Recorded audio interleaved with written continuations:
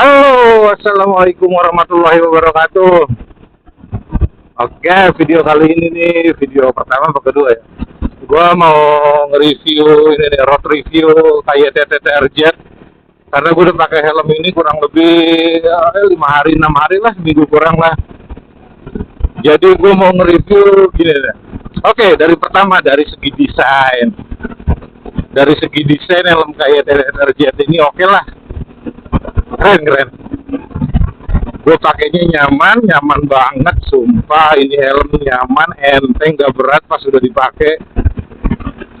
Apa ya, visor, spoiler belakang itu kalau dilihat kayaknya panjang banget, tapi pas sudah dilihat langsung sih nggak panjang, dia tuh kayak ke atas gitu spoilernya.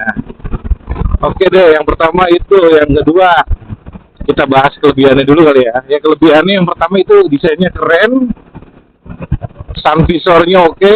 Gue bilang, oh iya, nih gue mau review sedikit sun visornya nih. Jadi sun visor ini panjangnya itu pas banget tutup ke cover mata semua. Ke cover mata, oke, kita lihat.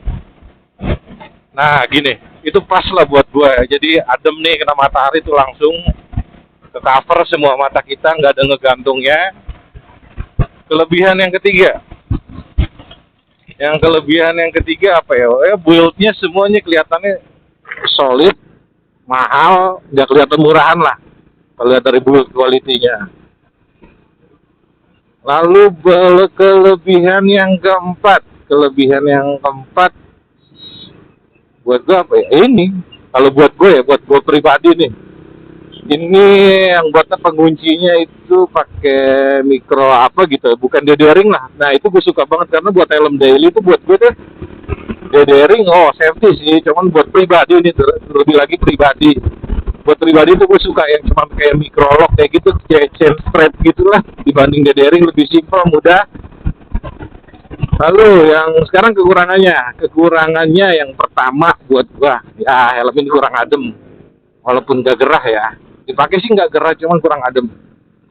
Karena gua pernah pakai Zeus itu adem di bagian kepala. Ini gua udah buka semua, cuman ya kurang adem tapi nggak gerah ya. Ingat satu lagi, itu satu kurang adem. Yang kedua, buat sun visornya ini udah oke sih, cuman tuh ketika lu udah tarik full, ketutup full, kalau udah ketutup full itu apa ya, masih bisa ditarik sedikit lagi ke bawah, cuman harus pakai tangan. Nah itu dia, itu buat gue sih kekurangan ya. Lalu kekurangan yang ketiga, harganya mahal gak sih? Ya, mungkin di ekspektasi gue 700 sampai 800 lah, tapi ini udah hampir menyentuh sejuta. Hampir menyentuh sejuta, belum itu udah hampir goib nih helm nih, hampir goib, susah nyarinya di online juga udah jarang.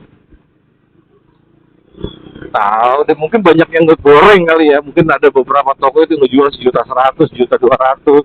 Gue beli ini di online itu 950.000. Oh, lalu kekurangan yang ke berapa tuh? Ya, kayak segitulah. Jadi kekurangan selanjutnya tuh helm ini nggak bisa pakai intercom yang model klaimnya itu jepit. Nah itu ya. Jadi kalau kalian punya intercom yang klaimnya jepit itu nggak bisa. Karena di sebelah kirinya sini bawah ini ada buat tuas visornya. Oke, itu tuas visornya. Jadi ketika lo pakai klem jepit itu ya pasti bakal bisa rusak gitu tuas visor. Bisa klem jepit, cuman lo agak mundur ke belakang. Kalau mundur ke belakang, terlalu belakang nggak sih intercomnya, modulnya nanti kepasangnya. Nah itu kekurangan. Lalu kekurangan selanjutnya, ya agak-agak berisik sih. Tapi berisiknya ini di apa ya, 60 km ke atas lah. Wajar sih ya, kalau helm open face itu kalau berisik wajar. Tapi apa ya, dia setara sama RSV, SV300 lah berisiknya. Tapi udah itulah, sekian overall gue pakai helm ini cukup puas. Enak buat harian. Sun visornya berfungsi dengan baik, bisa meredam matahari dengan bagus. Kelebihannya worth it lah kalau buat dibeli harga 900 lah. Modelnya keren gitu. Oke deh, sampai sini aja kali ya gue review KYT TTRZ-nya. Mungkin apa buat kalian mau tahu pasang intercom di KYT TTRZ? Oke, next video ya. Oke, thank you semuanya.